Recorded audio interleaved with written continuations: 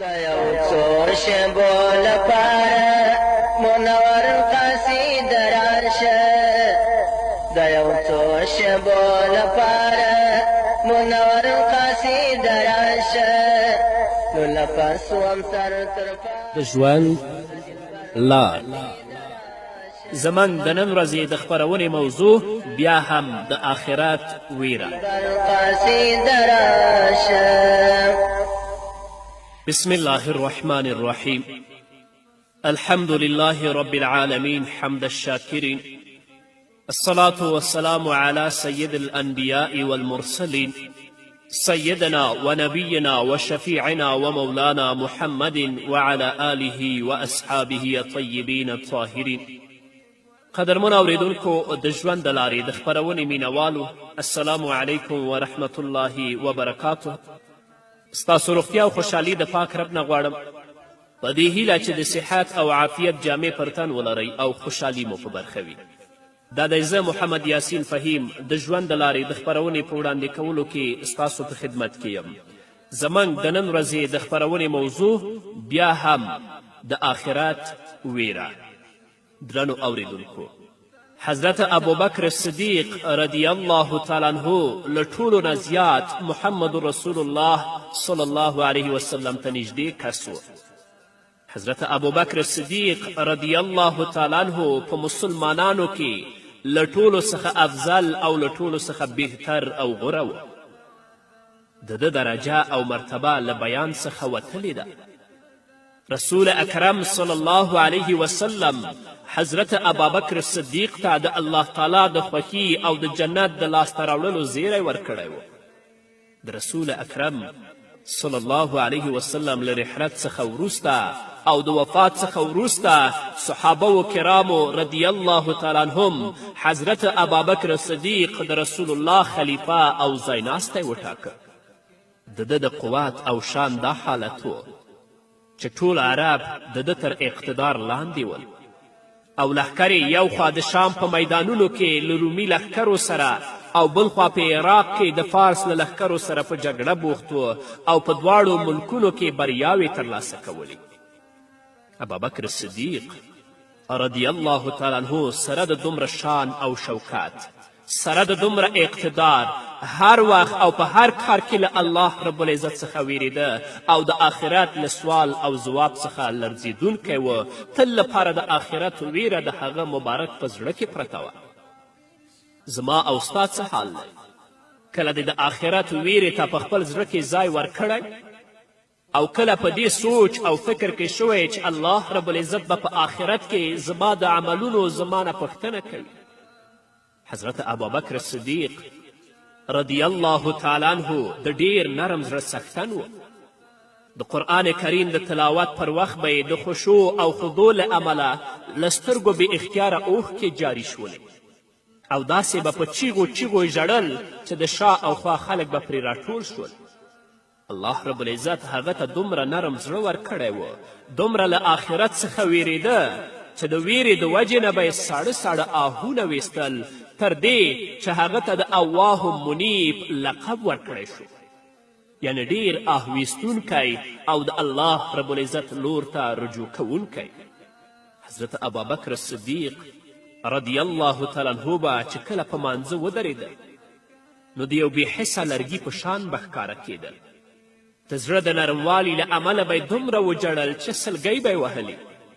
د آخرت له ویرې او پند اخیستلو له امله یې دا حال و چې کله به یې شنه ونه ولیدله نو ویل به یې کاشکې زه دا ونه وای چې له راتلونکو فسادونو او جنجالونو څخه آزاد وای او چې د کوم بڼ او باغ له څنګ څخه به تېرېده او مرغان به یې له ښکلو آوازونو سره ولیدل، سوړ او سیلی به یې ویست. وبه یې ویلې مرغانو تاسې ته دې مبارک وي، چیرته چې غواړئ والوځئ الوځئ، د کومې ونې سوري ته چې وغواړئ کښېنئ او د قیامت په ورځ له تاسې سره حساب او کتاب نه کیږي.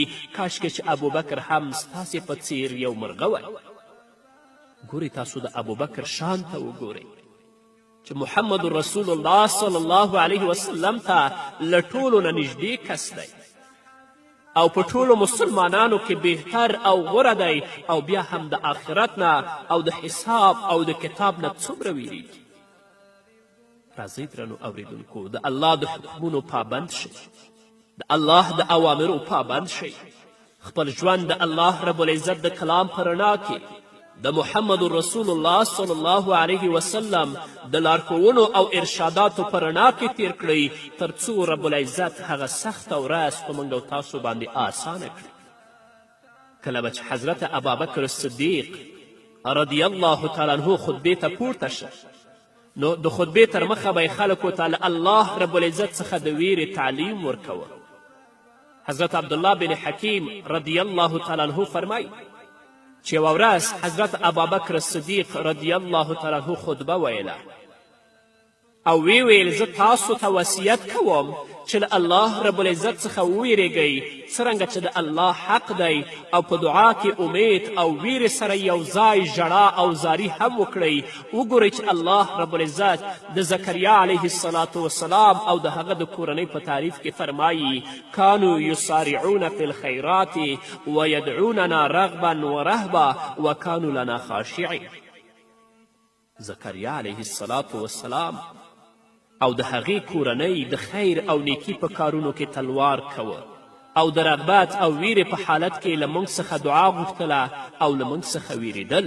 نو حضرت ابابکر صدیق رضی الله تعالی عنه به هم د خطبې ویلو نه مخکې خلکو ته د ویرې تعلیم ورکوه. ډېر وخت به حضرت ابابکر صدیق رضی الله تعالی عنه داسې ویل ای خلکو د الله رب العزت له ویرې وجاړئ او که ژړا نه درځي نو د ژړا هڅه او کوشش وکړئ. یوه ورځ حضرت ابابکر صدیق رضی الله تعالی عنه د خطبې ورکولو لپاره پاڅېده، داسې وفرمایل ای خلکو تیر کال د ګرمي په موسم کې مې نبی کریم صلی الله علیه وسلم څخه واورېدل. حضرت ابابکر صدیق دومره وویل او په ژړا شو. بیا یې خپل ځان سنبال که او وی ویل تیر کال مې د ګرمي په موسم کې له نبی کریم صلی الله علیه وسلم څخه واورېدل، همدومره یې وویلې او بیا په ژړا شو ځکه رسول الله وفات شوی. بیا یې وفرمایل رسول الله صلی الله علیه وسلم وفرمایل له الله تعالی څخه د خپلو ګناهونو بخښنه او د دنیا او آخرت هوسایي او صحتمندي وغواړه. دا هغه وصیت چې محمد رسول الله صلی الله علیه وسلم حضرت ابابکر صدیق رضی الله تعالی عنه ته کړی و او حضرت ابابکر صدیق رضی الله تعالی عنه یې د حضرت محمد صلی الله علیه وسلم امتیانو ته کوي. یوه ورځ حضرت ابابکر صدیق رضی الله تعالی عنه په خپل تقریر کې داسې وفرمایل چیرته دی هغه د ښکلو او روښانو څیرو لرونکي چې په خپلې ځواني سره به خلک حیرانول، چیرته دی هغه پاچاهان او سلاطین چې لوی لوی ښارونه آبادول او کلا به یې ورڅخه تاوولې، چیرته دی هغه زړور چې د جګړې په ډګر کې بریاوې ترلاسه کولې چې د زمانې څرخ هغوی تیت او ذلیل کړل او مټې ورماتې کړې. یعنې هغوی چې نشته نن ورځ د دنیا نه تللي دي، دغه وخت په موږ او تاسو باندې هم راتلونکی دی. زو به خو راځئ داسې عملونه وکړئ چې د آخرت په ورځ الله رب العزت ته په اوچته غاړه باندې ودرېږئ او د هغې سختې ورځې د وحشت او د هیبت نه الله رب العزت تاسو په خپل حفظ و امان کې وساتي. تاسو وګورئ د حضرت ابابکر صدیق رضی الله تعالی عنه د وینا په هر لفظ کې پند او عبرت پروت دی، خو په دې شرط چې موږ دې ته متوجه شو او د دې پند نه موږ او تاسو عبرت واخلو، پند واخلو. یو صحابي چې نوم یې رافع تایي دی، یو ورځ صدیق اکبر رضی الله تعالی عنه ته وویل ای ابابکر صدیقه ما ته څه نصیحت وکړه. حضرت ابابکر صدیق رضی الله تعالی عنه ورته وفرمایل الله تعالی دې پر تا رحمت او برکت نازل کړي، لمونځ کوه، روجې نیسه، زکات ورکوه، حج کوه او تر ټولو ستر نصیحت دا دی چې هیڅکله هم امارت او حکومت ونه غواړي او ویې نه مني، ځکه چې په دنیا کې د امیر مسئولیت زیاتیږي او د قیامت په ورځ له هغه څخه ډیر سخت حساب اخیستل کیږي او د هغه عملنامه ډیره اوږدیږي. نن ورځ راشه د امارت او د حکومت لپاره خلک وژل کیږي، د خلکو وینې څکل کیږي تر څو چې هغه حکومت او امارت ترلاسه کړي او حتی ځینې څوکۍ خو په پیسو باندې خرڅیږي چې څنګه په پیسو لاسته راوړي. رسول اکرم صلی الله علیه وسلم د حضرت ابابکر صدیق د ایمانی عظمت په باره کې فرمایلی دي د ابوبکر صدیق رضی الله ایمان د ټولو مسلمانانو له مجموعي ایمان څخه دروند دی او سربیره پر دې ابوبکر صدیق رضی الله تعالی عنه د خپل ځان په اړه داسې فرمایي که زما یوه پښه د جګړې په ډګر کې وي او بله پښه مې له هغه څخه بهر وي بیا هم زه خپل ځان د الله تعالی له قهر او غضب څخه محفوظ نشم ګڼلی. دا وینا خپله د ابوبکر صدیق رضی الله تعالی عنه د ایمانی قوت نتیجه ده. د چا ایمان چې څومره قوي وي هغه همدومره له الله رب العزت او آخرت څخه ویریږي. د آخرت له لورې اطمینان او بېپروایي ایمان نه دی بلکې د کمزوري ایمان نښه ده. څومره چې د الله څخه وویرېدلې او څومره چې د آخرت ویره ستا په زړه کې پرته وه په دې باندې پوه شه چې ستا ایمان قوي دی. او که د الله ویره دې په زړه کې نه وه د آخرت څخه نه ویرېدلې دا د ایمان نښه نه ده. په دې باندې پوه شه چې ایمان دې انتهایي ضعیفه دی. الله رب العزت دې خپلې ویرې ته او د آخرت ویرې ته زموږ په زړونو کې ځای راکړي تر څو زموږ ایمانونه قوي شي او الله رب العزت مو د هغې سختې ورځې د وحشت او د هیبت نه وژغوري. یو ځل د جمعې په ورځ حضرت ابوبکر صدیق رضی الله تعالی عنه اعلان وکړ زه نن د صدقې اوښان ویشم. ټول خلک راشئ خو بې له اجازې هیڅوک ماته رانشئ. اجازه به اخلئ بیا به راننوځئ. یوې ښځې چې دا خبره واورېدله نو خپل خاوند ته یې وویل دا د اوښ مهار در سره واخله او د محمد رسول الله صلی الله علیه وسلم د خلیفه په خدمت کې حاضر شه. امکان لري چې تا ته هم کوم اوښ در ورسیږي. هغه کس مهار واخیست او بې له اجازې اخیستلو د خلافت دربار ته ورغی. ابابکر صدیق خو ویلي و چې بې له اجازې به ما ته نه راځئ اجازه به اخلئ خو دا سړی بې له اجازې اخیستلو د خلافت دربار ته ورغی. ابوبکر صدیق رضی الله تعالی عنه له هغه څخه مهار واخیست او د ادب په ډول یې هغه سړی په هماغه مهار باندې ووهه. کومه رسۍ چې ورسره وه په هغې سره دا سړی ووهه. کله چې حضرت ابوبکر صدیق رضی الله تعالی عنه د اوښانو له ویشلو څخه خلاص شو ویې فرمیل هغه سړی چې ما ووهه هغه را وغواړئ چیرته دی؟ هغه سړی په ویره ویره د حضرت ابوبکر صدیق رضی الله تعالی عنه په حضور کې حاضر شو. د محمد رسول الله خلیفه ابوبکر صدیق وفرمیل ما ته په دې مهار باندې وهلی ته هم په همدې مهار ما ووهه او خپله بدله رانه واخله. په دې مجلس کې امیر المؤمنین سیدنا حضرت عمر فاروق رضی الله تعالی عنه هم حاضر و. هغه ویلې ای د رسول الله خلیفه دا رواج مه جوړوه تا خو بې سببه هغه نه دی وهلی تا هغه ته د حکم د خلاف ورزي سزا ورکړه تا ویلي و چې بې اجازې مه راننوځئ هغه بې اجازې راننوته نو تا ووهه. حضرت ابوبکر صدیق حضرت عمر ته څه وایي دا سمه ده خو که په قیامت کې د دې پوښتنه له ما څخه وشي نو الله رب العزت ته به څه ځواب وایم هغه دې په دې دنیا کې مانه د خپل بدل واخلي. ګورئ د ابوبکر شان ته چې محمد رسول الله ته تر ټولو نږدې کس دی. وګورئ د ابوبکر شان ته چې په ټولو مسلمانانو کې بهتر او غوره دی. وګورئ د ابوبکر شان ته چې په دنیا کې محمد رسول الله هغه ته د الله رب العزت د رضا او د جنت زیری ورکوي خو بیا هم د الله نه او د آخرت نه څومره ویریږي. څومره چې ابوبکر ویرېدلی دی که فیصدي موږ او تاسو همدومره د آخرت او د الله نه وویریږو الله به موږ او تاسو کامیابه کړي. خو زموږ او ستاسو ژوند سراسر په غفلت کې تیریږي. الله دې زموږ او تاسو په حال باندې رحم وکړي.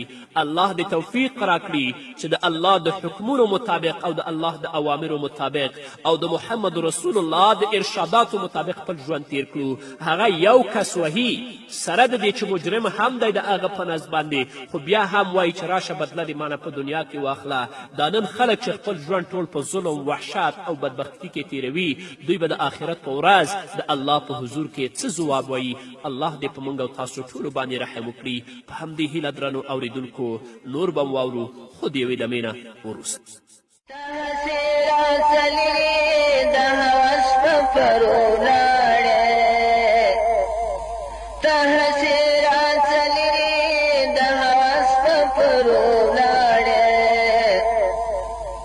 زه دې پرېښودم تنها ژر مرور قصیده راشه نو لپس وم سر تر پایه د دلبر قصیده راشه د یو څو شېبو لپاره منور قصیده راشه د یو څو شېبو لپاره منور قصیده راشه نو لپس وم سر تر پایه د دلبر قصیده راشه. درنو اوریدونکو بیا هم زموږ سلامونه ومنئ. د حضرت ابوبکر صدیق رضی الله تعالی عنه یو غلام د خپلې برخې له ګټې څخه کله کله د خوراک او څښاک ځینې شیان د حضرت ابوبکر صدیق رضی الله تعالی عنه په خدمت کې وړاندې کول. یوه ورځ د ابوبکر صدیق غلام یو څه خواړه راوړل. ابوبکر صدیق رضی الله تعالی عنه له هغه خوراک څخه یوه مړۍ وخوړله. کله چې ابوبکر صدیق رضی الله تعالی عنه خوراک وکړ نو غلام عرض وکړ تاسې به تل معلوموله چې دا خواړه دې له څه ډول ګټې لاسته راوړي دي، خو نن تاسو دا خبره ځان ته معلومه نه کړه، زما نه دې پوښتنه ونه کړه، بلکې د خوراک څیز چې ما تاسو ته دروړ هغه تاسو وخوړ. حضرت ابوبکر صدیق رضی الله تعالی عنه غلام ته وفرمیل د سختې ولږې له امله داسې وشول، نو اوس ته ووایه چې دا دې څه ډول لاسته راوړي ول، دا خواړه تا د کوم ځای کړي ول؟ غلام ابوبکر صدیق ته وایي د جاهلیت په دوران کې ما خلکو ته منتر ورښوده او هغوی زما د دې کار په بدل کې د مزد وعده کړې وه. اوس د هغوی لور او خوا ته ورغلم، د هغوی په ځای کې د کوم یوه واده و. نن هغوی د هغه منتر په بدل کې دا خواړه ماته راکړل او تا ته مې راوړل، تا پې هم وخوړه. حضرت ابوبکر صدیق رضی الله تعالی عنه چې دا خبره واورېده نو ویې فرمایل افسوس تا خو زه ووژلم. بیا ابوبکر صدیق رضی الله تعالی عنه وغوښتل چې خپله ګوته په خوله کې ننباسي او خوړلې مړۍ بیرته قی او استفراق کړي، خو مړۍ بیرته راونه وتله. چا ابوبکر صدیق ته وویل چې د اوبو په واسطه قی کیدلی شي، بیا ډېرې اوبه وغوښتلې او تر هغو یې اوبه وڅکلې تر څو چې هغه مړۍ راووتله. چا عرض وکړ ای ابوبکر الله دې په تا رحم وکړي، تا د یوې مړۍ لپاره دومره پریشانی او تکلیف وګاله.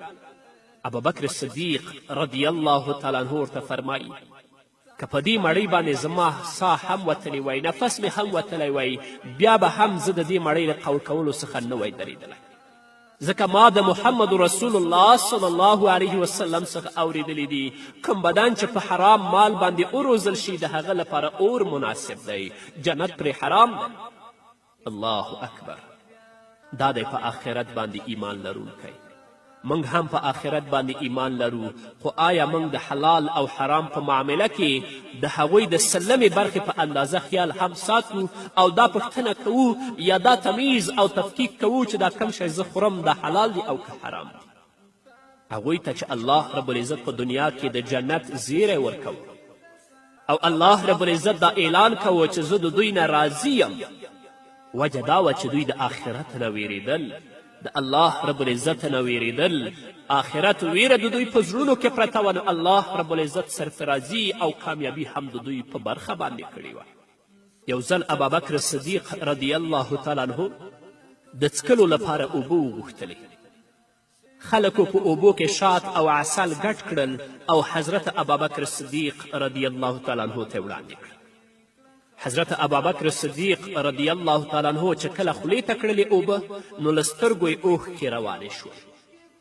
حضرت ابوبکر صدیق رضی الله تعالی عنه دومره وژړل چې مبارکه ږیره لمده شوه. کله چې حضرت ابوبکر صدیق آرام شو نو د ابوبکر صدیق نه د ژړا سبب وپوښتل شو چې ابوبکر تا ولې دومره وژړل چې د ډېرې ژړا له وجې نه ستا ږیره لمده شوه؟